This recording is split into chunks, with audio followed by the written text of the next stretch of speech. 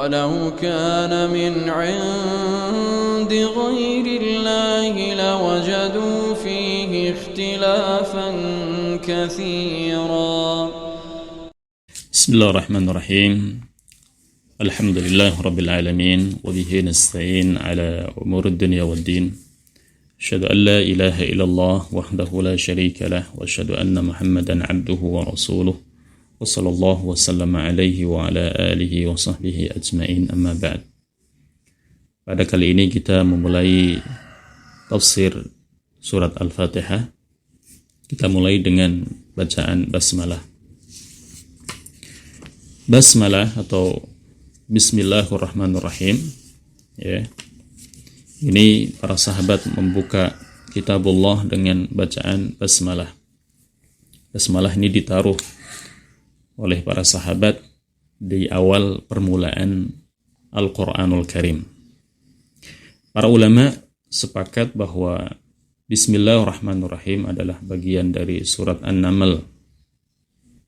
Tetapi mereka berselisih pendapat apakah Bismillahirrahmanirrahim bagian dari surat Al-Fatihah atau bukan dari Al-Fatihah. Maksudnya apa? Sebagai pemisah antara surat satu dengan surat berikutnya.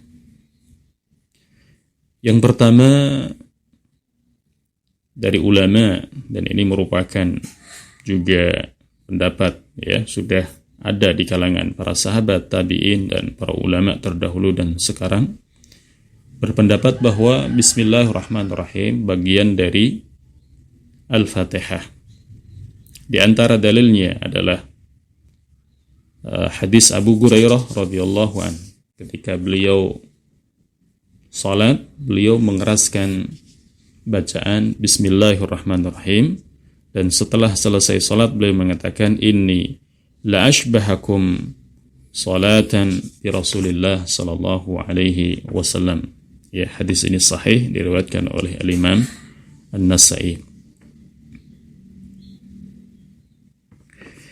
Ya, ketika sahabat Abu Hurairah mengeraskan bacaan Bismillahirrahmanirrahim dan mengatakan, aku adalah orang yang salatnya paling mirip dengan Rasulullah sallallahu alaihi wasallam, dan beliau mengeraskan bacaan basmalah. Dari sini sebagian ulama berpendapat bahwa bismillah ini bagian dari surat Al-Fatihah. Sebagian yang lain, dan ini merupakan pendapat Khulafa'ur Rasyidin dan ulama terdahulu dari sahabat juga, tabi'in dan tabi'ut tabi'in dan berikutnya, dan diambil oleh sebagian para ulama, dan juga pendapat Al-Imam Ahmad rahimahullahu ta'ala. Jadi pendapat yang pertama adalah pendapat yang diambil oleh Al-Imam Syafi'i, yaitu mengatakan bahwa Bismillah adalah bagian dari surat Al-Fatihah. Pendapat yang kedua, pendapat Khulafa'ur Rasyidin, dan juga ini diambil oleh Al-Imam Abu Hanifah dan Al-Imam Thawri, Al-Imam Ahmad ibn Hanbal rahimahumullah ajma'in jami'an, dan para ulama yang lain. Dalilnya adalah hadis Aisyah dalam Sahih Muslim. Beliau menceritakan, kana Rasulullah sallallahu alaihi wasallam yaftatihu shalah bitakbir wal qiraah bi alhamdulillahi rabbil alamin. Beliau Ummul Mukminin Aisyah radhiyallahu anha menyampaikan, dulu biasa Rasulullah sallallahu alaihi wasallam, ya, memulai salat dengan takbir dan bacaannya dengan alhamdulillahi rabbil alamin. Sebuah ucapan yang tegas, ya. Ini sebuah sighat yang menunjukkan akan mulazamah, ya, iltizam. Disebutkan kana yaftahu. Disebutkan di sini yaftahu fi'il mudhari', yang berarti, ya, terus menerus. Apabila kita belajar kalimah fi'il, ya, ilmu nahwu, sampai pembahasan kalimah fi'il mudhari', itu mempunyai, ya, makna, ya, sekarang dan yang akan datang. Kemudian disandingkan dengan kana, dahulu. Sehingga dahulu, sekarang, dan yang akan datang, seperti itu, ya, seakan-akan maknanya Rasulullah sallallahu alaihi wasallam membuka salat dengan takbir, dan beliau memulai bacaannya dengan alhamdulillahi rabbil alamin. Dalil yang kedua dari sahabat Anas bin Malik diriwayatkan oleh Al-Imam Al-Bukhari dan Imam Muslim. Beliau mengatakan, "Shallaitu khalfan Nabi sallallahu alaihi wasallam wa Abi Bakr wa Umar wa Utsman, fakanu yaftatihuna bi alhamdulillahi rabbil alamin." Sahabat Anas bin Malik yang pernah berkhidmah kepada Nabi yang begitu lama, beliau menceritakan, saya pernah salat di belakang Rasulullah sallallahu alaihi wasallam, di belakang sahabat Abu Bakar, di belakang sahabat Umar, di belakang sahabat Utsman bin Affan, mereka semuanya dari Nabi dan seterusnya memulai bacaan salatnya dengan alhamdulillahi rabbil alamin. Ini sebuah pendapat yang sangat kuat sekali, Bukan berarti tidak membaca bismillahirrahmanirrahim, tapi mensirkan bacaan bismillah. Sehingga dari ulama juga ada yang menggabung dua hadis ini, maksudnya hadis yang pertama yang dijadikan hujjah oleh ulama yang pertama, dan menggabung dalil-dalil yang dijadikan hujjah pada pendapat yang kedua, seperti Al-Imam Ibnul Qayyim Al-Jauziyah rahimahullahu ta'ala menggabungnya dengan mengatakan, seringkali Rasulullah sallallahu alaihi wasallam tidak mengeraskan bacaan basmalah karena begitu kuatnya apa yang disampaikan oleh Ummul Mukminin Aisyah radhiyallahu anha dan sahabat Anas bin Malik, dan keduanya dalam hidup yang selalu bertemu dengan Nabi sallallahu alaihi wasallam, istri beliau dan sahabat Anas bin Malik yang pernah berkhidmah kepada beliau sallallahu alaihi wasallam.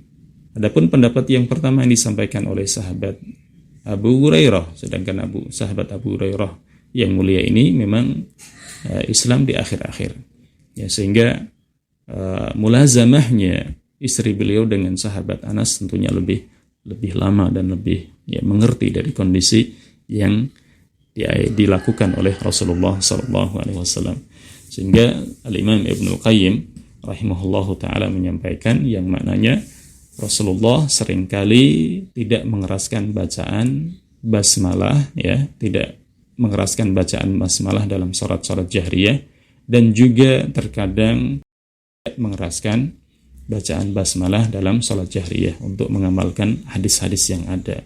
Ini cukup bagus sekali apabila kita amalkan, dan tidak boleh saling menyalahkan. Imam Syafi'i sendiri selalu mengeraskan bacaan basmalah dari zahir pendapat yang kita tahu, dan juga Imam Ahmad tidak mengeraskan bacaan basmalah. Semuanya adalah ulama Ahlus Sunnah wal Jamaah, dan masalah ini tidak menjadikan orang menjadi sesat dan tidak menjadikan salat menjadi batal apabila mensirkan bacaan, atau tidak boleh bermakmum kepada imam yang tidak mengeraskan bacaan basmalah. Maka di sini kita perlu belajar dan belajar terus, sebuah perbedaan terkadang masing-masing ada dalilnya yang dipegang oleh para ulama kita Ahlus Sunnah wal Jamaah semuanya. Jadi tidak saling menyalahkan. Bukan berarti kita bermudah-mudahan dalam mengambil sebuah pendapat, tidak, tapi kita juga harus belajar mengkaji apa sih dalil yang dipegang oleh masing-masing mereka sehingga kok menjadi perbedaan para ulama. Baik, kita lanjutkan kemudian keutamaan basmalah. Keutamaan basmalah bisa menjadikan syaitan menjadi lemah, menjadi kecil dan tidak berdaya di hadapan kita.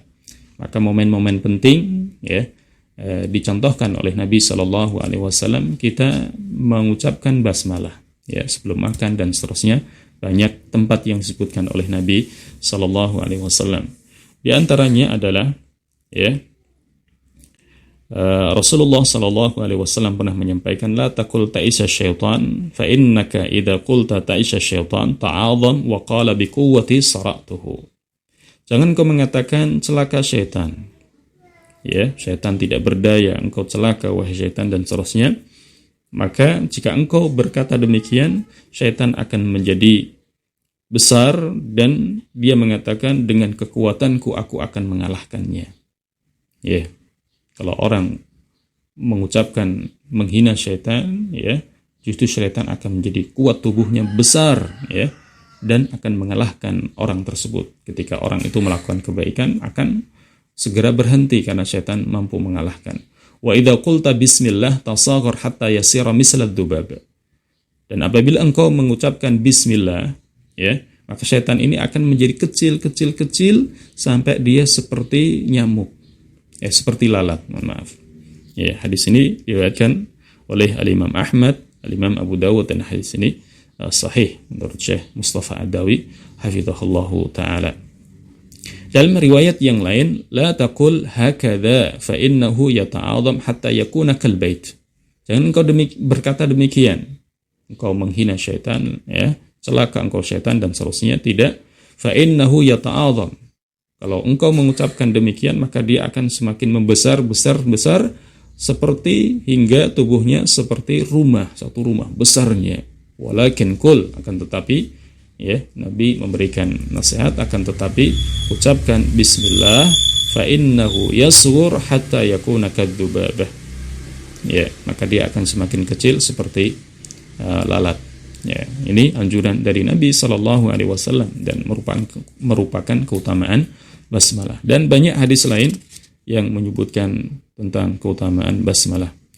Kemudian bismillah, Allah lafzul jalalah di sini, ya, nama yang khusus diperuntukkan untuk Allah Subhanahu wa taala, tidak boleh diberikan kepada yang lain. Innalillahi tis'atan wa tis'ina isman mi'ah illa wahidah man ahsaha dakhalal jannah. Dalam riwayat Bukhari dan Muslim dari sahabat Abu Hurairah radhiyallahu an, Rasulullah sallallahu alaihi wasallam bersabda, sesungguhnya Allah mempunyai 99 nama, 100 kurang 1. Barang siapa yang mampu, ya, menghafalnya, mengamalkan, mempraktekkan dalam kehidupan sehari-hari, maka dia akan masuk surga. Ini yang mengatakan adalah Rasulullah sallallahu alaihi wasallam. Kemudian Ar-Rahman, ini menunjukkan akan nama Allah Subhanahu wa taala yang mengandung di dalamnya sifat kasih sayang Allah Subhanahu wa taala, dan ini sifatnya umum, baik untuk orang kafir, hewan, semuanya mendapatkan rahmat Allah Subhanahu wa taala. Allah Subhanahu wa taala menciptakan 100 rahmat dan menurunkan 1 dibagi-bagi untuk penduduk bumi dari Nabi Adam sampai hari kiamat. Orang kafir, kalau kita lihat, mereka hidupnya sehat, umurnya panjang, hartanya melimpah. Itu adalah hasil dari pemberian rahmat dari Allah Subhanahu wa taala. Allah Maha Adil. Ketika seorang melakukan kebaikan, Allah balas dengan kebaikan pula.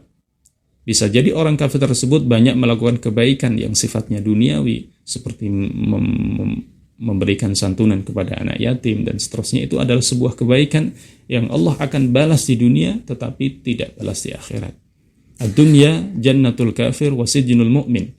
Bahwa dunia ini adalah penjara bagi seorang mukmin dan surga bagi orang kafir. Jadi kebaikan-kebaikan yang dilakukan oleh orang kafir, Allah dahulukan balasannya di dunia. Dan Allah berikan rahmat kepada mereka selama masih hidup di dunia. Dan di akhirat, Ar-Rahim, ini adalah nama Allah Subhanahu wa ta'ala yang mengandung rahmat, tapi rahmat Allah hanya diberikan kepada orang-orang yang beriman nanti di akhirat. Ya. Ketika orang kafir mengeluhkan panasnya neraka jahanam, ingin minta makan dan minta minum kepada penduduk surga, maka itu tidak akan menjadikan ketetapan Allah menjadi berubah. Kasih sayang Allah di akhirat hanya untuk kepada orang-orang yang beriman. Maka ya, diharapkan kita memohon rahmat Allah Subhanahu wa taala. Rahmat Allah adalah suatu hal yang besar, karunia yang besar yang juga menyebabkan seorang masuk ke dalam surga Allah Subhanahu wa taala. Ini adalah sedikit dari penjelasan basmalah. Insyaallah kita lanjutkan pada ayat berikutnya. Wassallallahu wasallam ala nabiyyina Muhammad. Wassalamualaikum warahmatullahi wabarakatuh.